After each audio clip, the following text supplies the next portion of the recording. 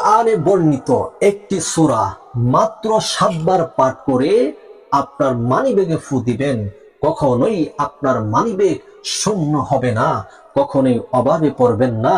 আল্লাহ রাব্বুল আলামিন আপনাকে সব সময় সচ্ছলতা দান করবে, দারিদ্রতা থেকে দূরে রাখবে। আজকাল আমাদের সংসারের মধ্যে দারিদ্রতা বিমোচন এমন ভাবে গ্রাস করে যে মানুষ টেনশনে পড়ে যায়, মুসিবতে পড়ে যায়, কি করবে কি না। তার 2-4টা সন্তান, তাদের বিয়ের উপযুক্ত হয়ে গেছে, লেখাপড়ার খরচ তাদের দেওয়া যাচ্ছে না, বিয়ে দেওয়া যাচ্ছে না, ঘরবাড়ি করা যাচ্ছে না এবং প্রয়োজন মিটানো যাচ্ছে না। এরকম অবস্থার মধ্যে কিছু মানুষ পড়ে যায়। তাদের এই অবস্থা থেকে যদি আপনারা সচ্ছল হতে চান, তাহলে এই আমলটি আপনি করবেন, ইনশাল্লাহ কখনো আপনার অভাব হবে না। কিছু না কিছু টাকা আপনার ব্যাংকের মধ্যে থাকবে, প্রয়োজন পূরণ হয়ে যাবে ইনশাল্লাহ।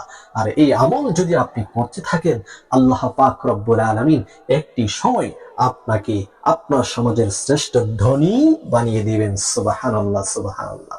তো আজকাল তো আমরা সে আমলগুলা থেকে অনেক দূরে, আমরা সেই আমল ছেড়ে দিয়ে, নোরানি রাস্তা ছেড়ে দিয়ে আমরা দৌড়াই শুধু টাকার পিছনে, টাকার পিছনে, দুনিয়ার পিছনে। দুনিয়ার পিছনে যদি ঘুরতে থাকেন, দৌড়তে থাকেন, কখনো দুনিয়াকে ধরতে পারবেন না। আর যদি আপনি আখিরাতের রাস্তায় আপনি দৌড়তে থাকেন, আখিরাতের রাস্তা ধরতে পারবেন।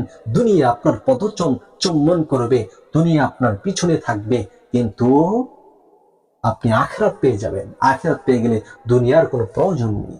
এই জন্য এই দুনিয়াতে চলতে গেলেও টাকা পয়সার প্রয়োজন না।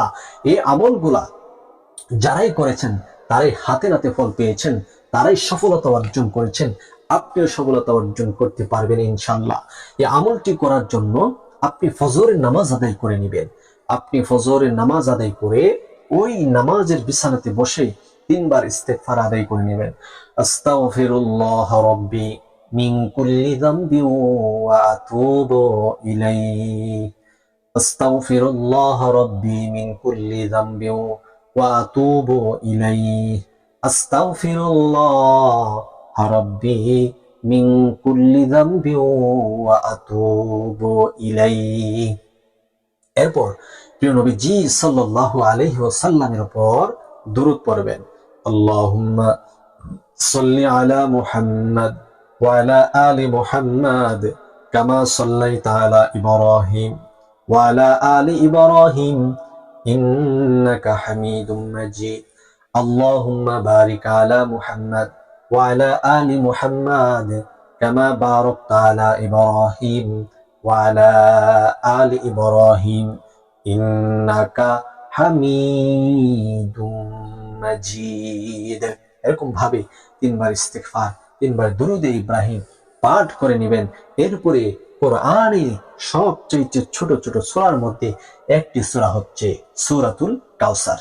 এই সূরার এই আমলটি আপনি এইভাবে করবেন, 3 বার ইস্তিগফার, 3 বার দুরূদ শরীফ পাঠ করে আপনার টাকার মানিব্যাগ যে আছে এটা আপনার সামনে রেখে, অথবা আপনার পোশাকের পকেটে, অথবা ব্যাংকের যে কার্ড আছে সেটা সামনে রেখে আপনি সূরাতুল কাউসার পাঠ করবেন 7 বার। আর 7টি ফু দিবেন আল্লাহর নামে, বিসমিল্লাহির রহমানির রহিম এভাবে ফু দিবেন। আল্লাহর অশেষ রহমতে কখনো আপনার ব্যাগ খালি হবে না, অভাবে পড়বেন না এবং বালা মুসিবতে পড়বেন না।